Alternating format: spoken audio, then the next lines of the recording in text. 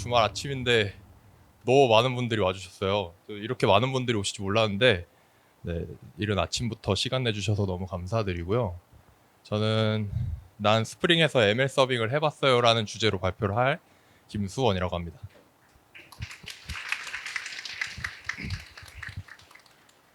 네, 이제 제 소개를 간단하게 하고 시작을 하도록 하겠습니다. 저는 네이버랑 토스에서 ML 엔지니어로 근무를 하다가 많은 서비스, ML을 활용한 많은 서비스를 만들고 이제 지금은 스타트업인 사이오닉 AI라는 회사에서 이제 ML을 활용한 뭐 RH 서비스 뭐 등등 다양한 서비스를 만들고 있는 ML 엔지니어 김수원이라고 합니다. 제 발표 주제를 들으셨을 때 다들 어떤 생각이 드셨나요? 난 스프링에서 ML을 서빙한다는 건 사실 여러분들이 많이 상상을 해보시지 못하셨던 주제일 것 같아요.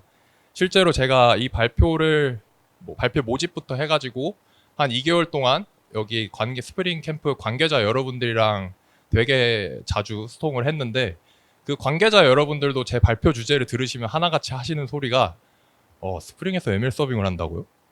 이게 말이 되나? 라는 그런 반응과 이거 되게 흥미롭다라고 하는 되게 그런 반응들을 많이 보이셨어요.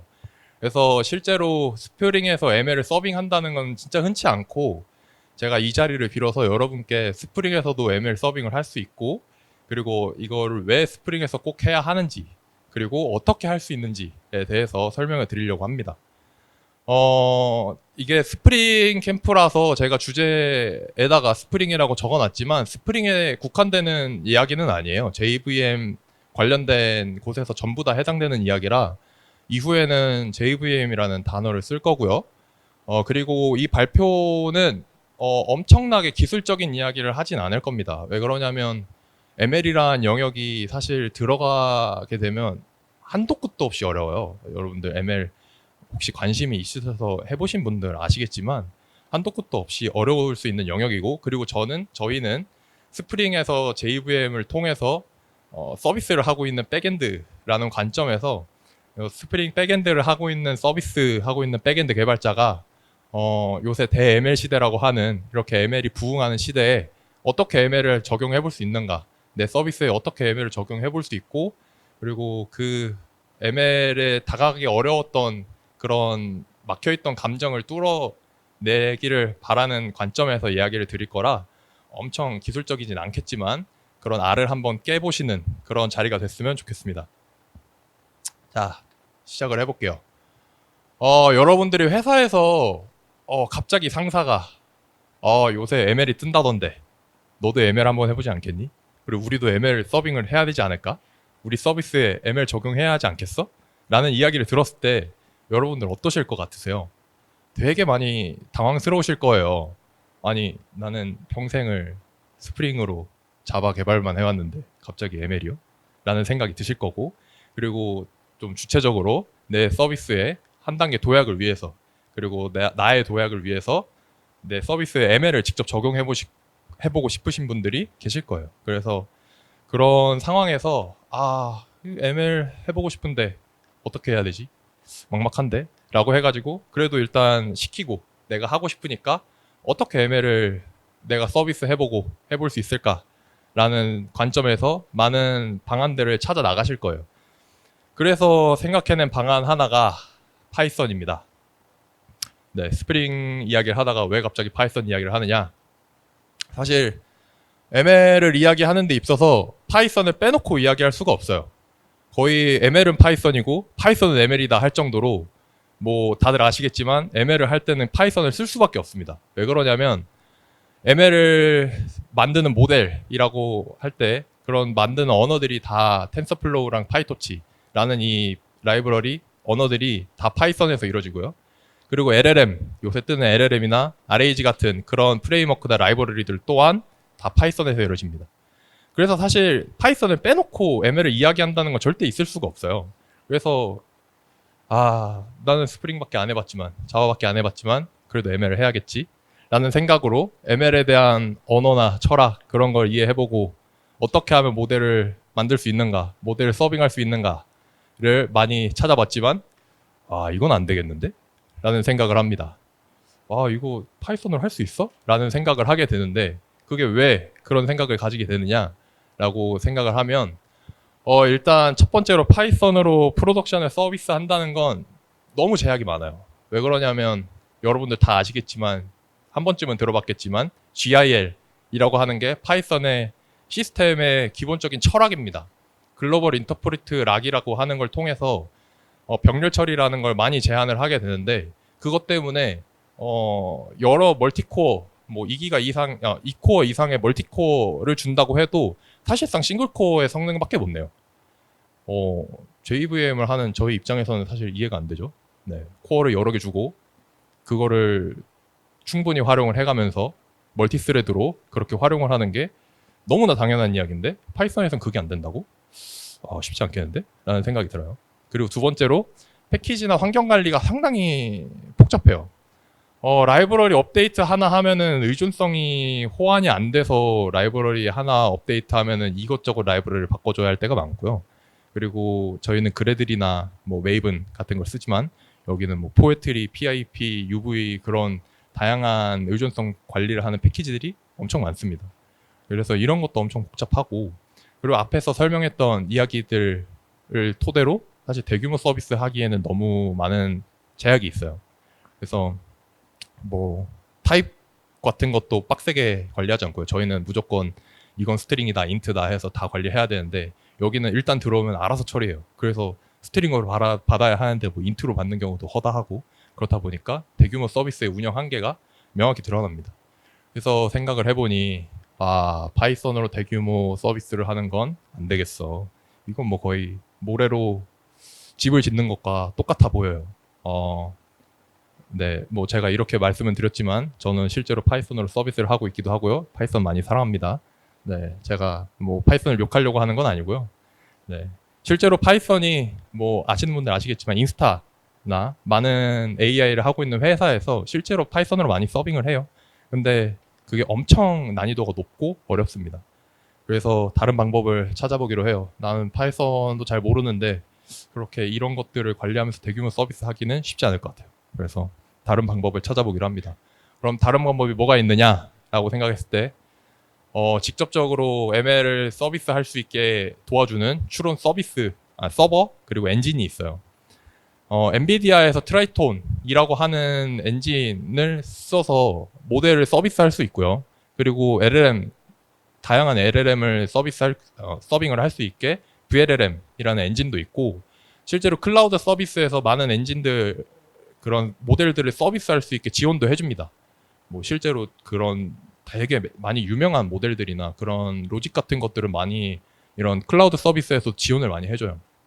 그래서 파이썬을 안 해도 된다고? 라는 생각에 이거를 한번 써볼까? 라는 생각을 해봅니다. 그래서 이것도 많이 찾아봐요. 이거 어떻게 설치해야 되지? 어떻게 사용할 수 있지? 라는 걸 많이 찾아봅니다. 근데 이것 또한 쉽지 않아요. 왜 그럴까요? 이거 일단 엔비디아 트라이톤이랑 VLM이라는 엔진에 대한 존재를 들어보신 분들이 여기 많이 없으실 거예요. 그래서 이거를 어떻게 다뤄야 하는지도 모르고 그리고 실제 이 엔진들은 엄청난 고성능을 필요로 하기 때문에 대부분 C나 러스트 같은 엄청 고성능 네이티브 언어로 작성이 되어 있습니다. 그래서 이것들에서 장애가 났을 때 내가 어떻게 대응을 해야 되지?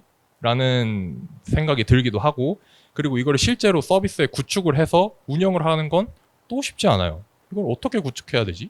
라는 생각도 들고 그리고 이런 엔진들은 파라미터 하나, 내가 하는 설정 하나에 엄청나게 많은 성능이 좌우됩니다. 그래서 이런 것들을 내가 다 지금 당장 빠르게 알고서 하기는 힘들 것 같아요. 그리고 기술 지원의 한계도 있죠. AWS OCI 다 써보셔서 아시겠지만 내가 하나 장애가 나면 기술 지원을 받기가 좀 어려워요. 뭐 많은 시간이 들죠. 어려운 건 아니지만 좀 많은 시간이 들 수도 있고 내가 원하는 대로 기술 지원을 받기도 힘들 때도 있습니다. 그래서 그런 한계도 있고 그리고 이것들은 리소스나 비용이 많이 들죠.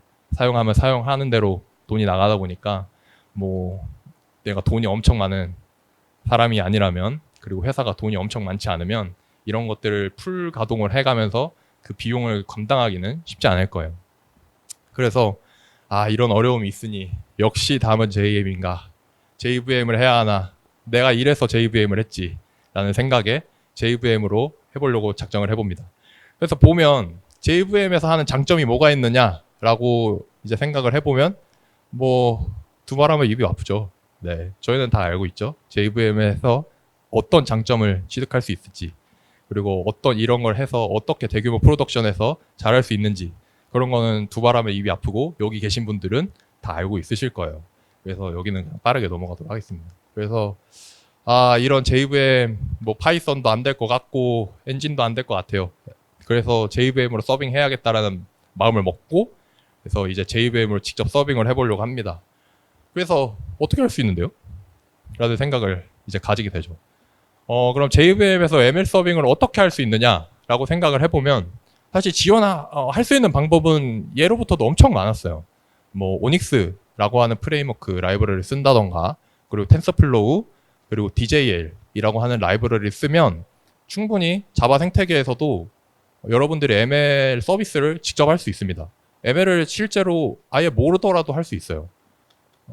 제가 이제 그 부분에 대해서 설명을 좀 드릴 텐데, 조금 여기서 라이브러리에 대한 설명을 간단하게 하고 넘어가면, 오닉스와 텐서플로우는 조금 저수준에 관련된 라이브러리예요. 그래서 좀 엄청 고성능을 내야 한다던가, 좀 엄청 우리 서비스가 좀 SLA가 많이 필요하고 그래서 그런 것들을 충족해야 한다라고 할 때 엄청나게 많은 튜닝을 해서 고성능 그리고 하드웨어를 쥐어 짜면서 할 수 있는 라이브러리고요. 그리고 DJL 같은 경우는 상대적으로 조금 고수준 라이브러리예요. 그래서 추상화가 많이 되어 있고 여러분들이 실제로 AI, ML에 대해서 잘 모르시더라도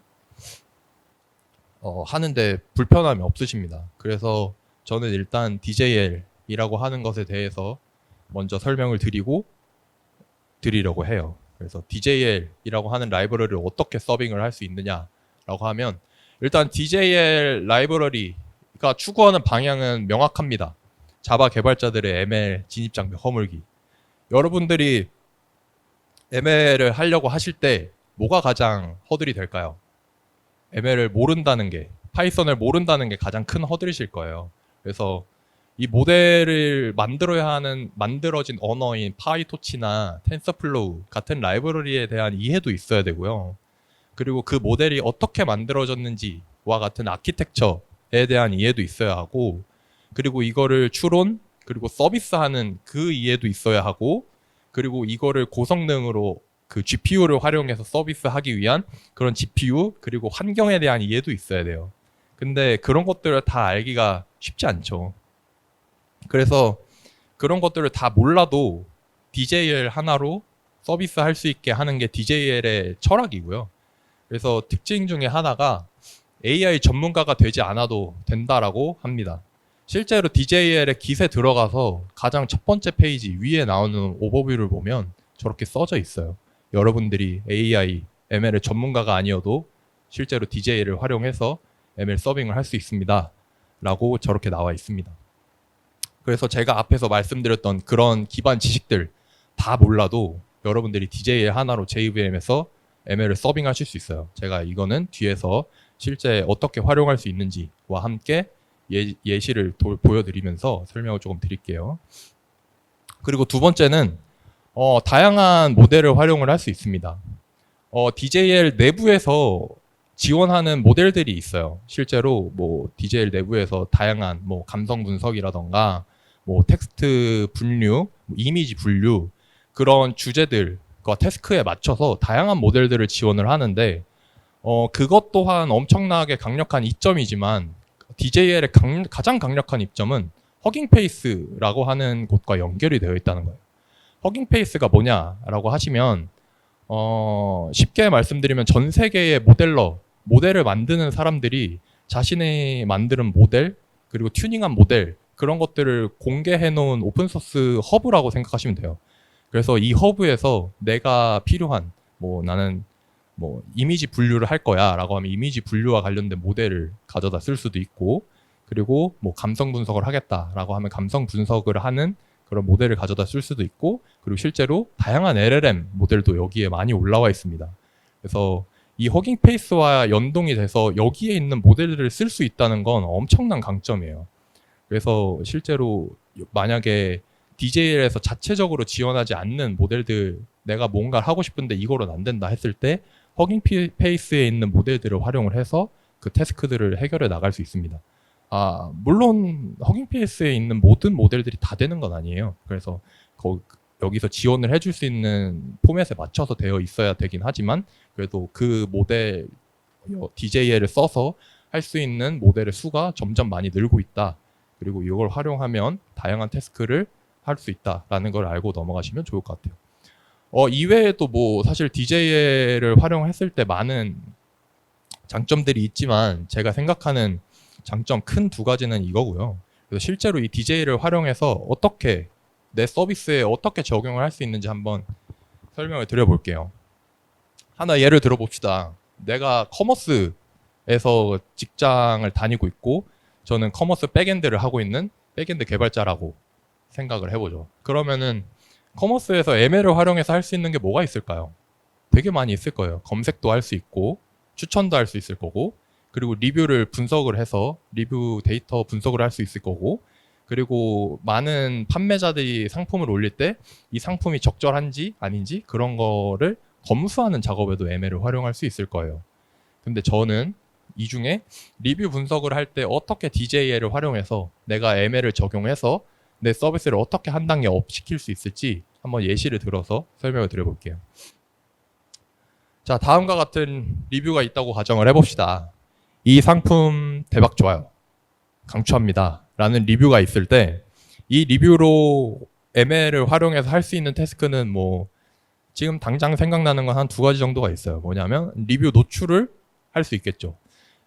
굳이 안 좋은 만약 진짜 그 리뷰 그 상품에 대한 리뷰가 좋지 않은 리뷰만 있지 않는 이상 좋은 리뷰를 올려주는 게 당연한 거잖아요. 좋지 않은 리뷰를 올려준 이유는 없죠.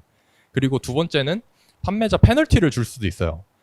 이 상품에는 좋지 않은 리뷰가 너무 많이 달려. 그리고 평점도 안 좋아. 그럴 때는 리뷰들을 직접 분석을 해서 이 판매자에게 페널티를 부과할 수도 있겠죠. 그래서 이런 ML을 활용을 해서 리뷰를 가지고 할 수 있는 태스크가 되게 많습니다. 그래서 이 리뷰를 실제로 DJL을 활용해서 이렇게 리뷰 분석을 해볼 수 있어요. 일단 왼쪽을 보시면 크리테리아라고 하는 제가 함수를 사용을 해서 만든 모델을 서빙하는 코드예요. 그래서 다 보실 필요는 없고 가장 중요하게 제가 빨간색 박스를 침본만 보시면 되는데 여기서 뭘 한다고 정해져 있냐면 NLP라고 하는 태스크에서 센티멘트 어널리시스라고 하는 리뷰 감성 분석을 하는 태스크를 하겠다라고 선언을 한 거예요. 그래서 저 줄 하나면 리뷰 감성 분석을 잘 해주는 모델을 실제로 활용을 할 수 있고 그 모델을 내가 이 모델이 어떻게 만들어졌는지 인풋이랑 아웃풋은 어떻게 나오는지 몰라도 이 모델을 활용하겠다라고 하면은 실제로 그냥 이 코드 하나만으로 제가 저 모델을 활용할 수 있습니다. 그리고 우측에서 보시면 모델을 저렇게 활용을 했으면 이제 사용을 해야 되잖아요. 그러면 그 모델을 그냥 predict라고 하는 함수 하나로 그냥 저 안에 리뷰 텍스트 하나 집어넣고 이 리뷰가 긍정인지 부정인지 분류를 하는 태스크가 끝이 납니다. 간단하죠? 진짜 이게 다예요. 네. 왼쪽에서 모델을 선언할 때 내가 어떤 태스크를 할지 선언을 하고 오른쪽에서 이제 그거로 추론을 해주세요 라고 선언을 하면 끝입니다. 그래서 실제로 이 리뷰를 가지고 리뷰 분석 모델에 넣어서 결과를 얻는 이런 태스크에서 이 리뷰 저희가 앞서서 봤던 그 리뷰를 리뷰 분석 모델에 넣으면 이게 긍정인지 부정인지 실제로 분석을 해서 결과를 얻을 수 있습니다. 쉽죠? 네. 진짜 이게 다예요. 진짜 이게 답니다. 이게 왜 가능하냐면 DJL이 앞서 제가 설명을 드렸던 여러분들이 AI, ML에 대해서 전혀 몰라도 자바 개발자도 쉽게 ML을 적용할 수 있게 그렇게 많은 추상화와 많은 JVM에서 서비스할 수 있는 그런 강점들을 많이 다뤄놨기 때문에 실제로 가능한 거고 실제로 리뷰 분석뿐만 아니라 제가 앞서 설명드렸던 많은 예시에서 저 모델을 하나 갈아 끼는 것 그리고 이 추론 해주세요라고 하는 저 함수를 작성하는 것 하나만으로도 실제로 이렇게 간단하게 할 수 있습니다. 이게 제가 그냥 이렇게 할 수 있다라고 설명을 드리는 것 같지만 실제로 이게 서비스 되고 뭐 넷플릭스에서 실제로 DJ를 활용을 해서 서비스를 하고 있다라고 하는 블로그의 글이에요. 실제로 DJ를 활용해서 대기업에서도 사용을 하고 있고, 이걸 활용하면 여러분들도 쉽게 AI에 대해서 잘 모르시더라도 적용을 해보실 수 있습니다. 근데 DJL로 활용하는 건 좋아요. 근데 제가 앞서서 드린 말씀이 있어요. ML을 서빙하기 위해서는 많은 그런 최적화가 필요하고, 그리고 실제로 진짜 하드웨어를 0.001%까지 쥐어짜야 합니다. 실제로 제가 현업에서 서비스를 할 때 어떻게 하냐면 CPU를 48코어 이상을 주기도 하고요. 메모리를 1테라 주기도 해요.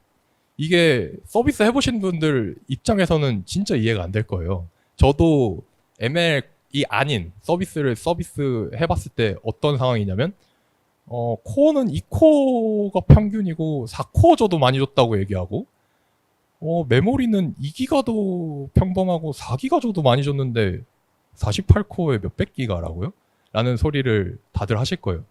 실제로 저희의 회사에 있는 어떤 백엔드 개발자 한 분이 자기는 2코어와 뭐 몇 기가밖에 줘본 적 없다라고 하면서 이게 말이 되냐라고 하다가 실제로 그분이 ML 서비스를 하면서 제발 120기가 좀 다 주십시오라고 하고 다닐 정도로 이런 일이 비일비재합니다. ML 서비스를 하다 보면 이렇게 엄청난 하드웨어, 그리고 이 하드웨어를 쥐어짜는 그런 스킬이 필요해요. 근데 DJL은 제가 말씀드렸다시피 고수준 언어예요. 그렇다 보니까 이런 저수준, 이런 하드웨어를 쥐어짜는 설정들을 하려면 상당히 저수준의 제어가 많이 필요합니다. 근데 DJL은 그런 설정들을 하기가 어려워요. 네. 그래서 다른 대안이 뭐가 있느냐라고 하면 제가 앞서서 설명드렸던 오닉스 그리고 텐서플로우를 활용하면 이런 저수준 단에서 많은 설정들을 하면서 하드웨어를 진짜 극한까지 짜낼 수 있습니다. 그래서 저는 중간에 있는 텐서플로우라는 라이브러리를 활용해서 어떻게 하드웨어를 극한까지 쥐어짜서 짜내고 짜내서 고성능을 낼 수 있는지를 한번 설명을 드릴게요. 그래서 텐서플로우 라이브러리를 활용하면 이런 게 가능합니다. GPU 메모리에 대한 설정을 할 수도 있어요. GPU 메모리를 얼마나 쓰느냐에 따라서 그 성능이 많이 좌지우지 되는데, 그 메모리를 얼마나 쓸 수 있는지에 대해서도 세팅을 할 수 있고요. 그리고 GPU는 다들 아시다시피 병렬 처리가 엄청 좋은 그런 하드웨어예요.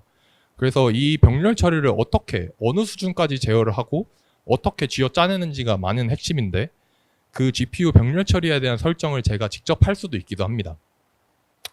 그리고 동적 배치 처리라고 하는 것도 할 수 있어요. 이게 무엇이냐? 배치 처리라고 하는 게 무엇인지 감이 안 오실 수 있는데, 그냥 동시에 몇 개를 실행할 수 있는지라는 거를 이제 설정하는 그 수치라고 생각하면 돼요.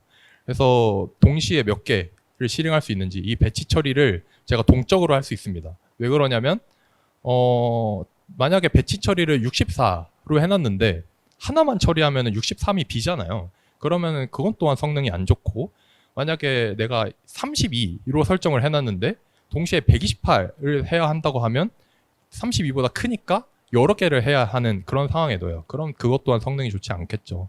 그래서 그렇게 들어오는 데이터에 따라서 동적으로 배치 처리를 할 수 있기도 하고요. 그리고 제로 카피 메모리 같은 최적화를 하기도 합니다.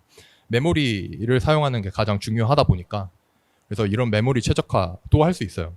그래서 이런 특징뿐만 아니라 실제로 모델을 활용을 하면서 그 모델 안에서의 연산들을 또 최적화할 수 있고요.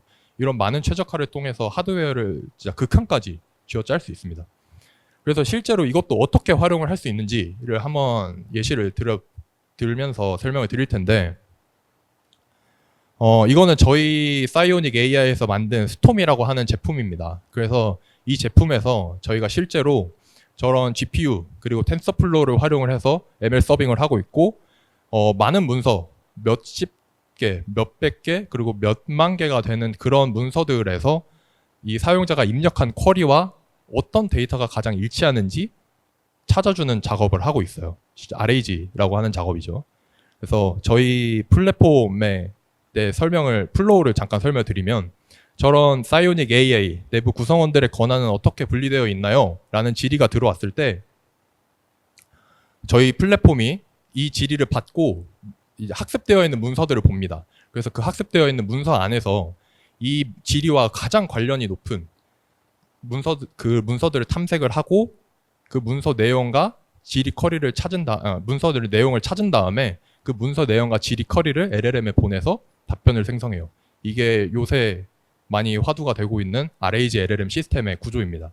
그래서 저희는 이 과정 중에 스톰 솔루션에서 문서 탐색이라고 하는 그런 작업을 하고 있고, 실제로 앞서 보였던 그 화면에서 오른쪽에 이 문서들이 선택된 이 화면의 작업을 저희가 직접 하고 있어요. 그래서 보면 실제로 이게 저희가 내부에서 활용하고 있는 모델 추론 코드고 코사인 유사도라고 하는 얼마나 비슷한지를 계산하는 코드입니다. 그래서 보면 배치 사이즈라고 하는 걸 일일이 설정을 하고 있고, 그리고 이 모델이 어떤 구조를 가지고 있는지, 그래서 그 모델이 어떤 구조를 가지고 있는지 다 일일이 선언을 하고 그 모델 구조에 맞춰서 이제 어떤 데이터 플로우가 진행이 되는지 어떻게 추론해야 되는지 일일이 다 선언을 하고요. 그리고 코사인 유사도, 오른쪽에 코사인 유사도를 비교하는 코드로 가보면 탑K라고 하는 것도 설정을 하면서 이제 여러 개의 문서, 몇십만 개의 문서가 있을 거니까 그 중에 가장 관련 높은 K개 몇 개만 뽑아낼 건지라는 설정도 하고, 그리고 인풋을 어떻게 가공을 해야 되는지, 그 인풋을 통해서 어떻게 코사인 유사도를 비교를 할 건지라고 하는 걸 일일이 다 작성합니다. 아까 DJL 코드와는 사뭇 다르죠. DJL 코드는 그냥 크리테리아 만들어서 모델 만들고 프리딕트 해서 추론하면 끝이었는데, 이거는 저희가 일일이 구조를 다 만들고 그 내부의 로직을 다 설계해서 작성을 해야 해요. 그래서 이렇게 작성을 하면 이런 그 질문과 가장 유사한 답변을 얻게 될 수 있습니다. 그래서 이게 상당히 복잡해 보이실 수 있어요. 실제로 많이 복잡합니다. 근데 이거를 좀 한번 비틀어서 생각을 해보면 이 모델 구조를 직접 짤 수 있고 코사인 유사도라고 하는 걸 직접 짤 수 있으면 이 안에서조차도 성능을 튜닝할 수 있는 부분이 되게 많다는 거예요. 그래서 똑같은 모델을 사용하더라도 그 안에서 어떻게 이거를 튜닝하느냐에 따라서 모델이 속도가 빠른지 느린지를 결정을 할 수 있고, 그리고 코사인 유사도도 몇만 개, 몇십만 개 되는 문서를 빠르게 비교할 수 있게 좀 더 하드하게 튜닝을 할 수 있습니다. 그래서 실제로 보면 저희가 1000만 개의 문서를 학습해도 GPU에서 추론을 하는데 1초도 안 걸려요. 네. 1000만 개라고 하는 문서면 진짜 많은 문서죠. 저거를 일일이 사람이 찾아봐도 할 수 없을 텐데 컴퓨터로 직접 하드웨어를 튜닝해서 저렇게 하면 1초도 안 걸립니다. 네. 그래서 보면 JVM으로 제가 어떻게 서빙을 할 수 있고 왜 파이썬이랑 엔진을 사용하면 좀 안 좋은지, 그리고 JVM을 했을 때 어떤 장점이 있는지, 그리고 JVM으로 서빙을 하면 얼마나 좋고 어떻게 쉽게 할 수 있는지 같은 걸 설명을 드렸는데, 사실 JVM으로 서빙을 하는 것만이 정답일까요? 사실 그건 아니에요. JVM으로 서빙을 하는 것에 대해서 많은 장점을 제가 얘기를 드렸지만 사실 단점도 있습니다. 네, 단점을 이야기 안 드렸을 뿐이고요. 뭐 단점이라고 얘기하면 아까 그 모델 구조를 직접 일일이 다 만들어야 된다는 거, 뭐 추론 코드를 일일이 다 짜야 된다는 거, 그거는 사실 그런 텐서플로우나 모델에 대한 이해가 있지 않으면 어려운 거고, 그리고 JVM에서 서빙을 한다고 한들 이런 많은 하드웨어적인 튜닝이 필요해요. 또 그러면 또 엄청 어렵죠. 그리고 아시겠지만 그 스프링 AI라고 하는 라이브러리를 쓰는 게 많이 도움이 돼요. 스프링 쪽에서 AI를 서빙을 할 때. 근데 그 스프링 AI가 1.0이 나온 게 지난달인가 지지난달이에요. 사실 파이썬으로 라이브러리, ML 쪽의 라이브러리가 엄청나게 많이 대두가 되고 나오는 게 진짜 오래 됐는데 스프링 1.0이 나온 게 지난달일 정도로 상당히 자바 생태계에서 ML을 한다는 건 지원이 많이 느립니다. 그래서 사실 JVM에서 서빙하는 것만이 답은 아니고요. 파이썬으로 서빙을 하기도 하고, 그리고 엔진을 활용해서 서빙을 하기도 하고, 그리고 클라우드 서비스를 이용하기도 합니다. 실제로 저희도 JVM으로 고성능의 추론을 하기도 하지만 실제로 앞단에서 파이썬을 쓰고도 있고요. 뒷단에서 엔진을 쓰고도 있어요. 그래서 무조건 JVM으로 서빙을 하는 것만이 답은 아니고, 그래서 각자의 환경 그리고 해야 하는 태스크에 맞게 지금 제가 앞에서 말씀드렸던 파이썬이나 엔진 그리고 JVM 그런 환경에 맞춰서 그런 환경을 구성을 하시고 서빙을 하시면 좋을 것 같습니다. 네, 제가 발표드릴 주제는 내용은 여기까지고요. 저희는 공격적으로 채용을 하고 있습니다. 그래서 실제로 저런 LLM 튜닝 좀 많이 어렵지만 도전적으로 해볼 수 있는 태스크에 대해서 또 여러분들이 해보실 수 있고요. 그리고 저런 LLM 튜닝 모델 추론 그런 것뿐만 아니라 백엔드 스플링 코틀린을 활용해서 많은 서비스를 하고 있어요. 그래서 많은 채용을 하고 있으니까 관심 가져주시면 감사하겠습니다. 네, 지금까지 발표 마치도록 하겠습니다. 감사합니다.